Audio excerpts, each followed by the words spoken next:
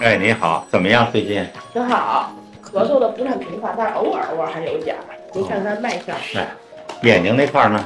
眼睛没什么大事儿。眼睛没什么大事了啊。大便呢？大便通畅。通畅是吧？喝了药，喝2次开始退。然后能吃饭的情况下，让他晚饭少吃一点。啊，他现在在幼儿园吃晚都给他吃了。行。有的吃了水果。对。现在主要就还是积食。对。然后那个甜的也尽量不吃。尽量不吃。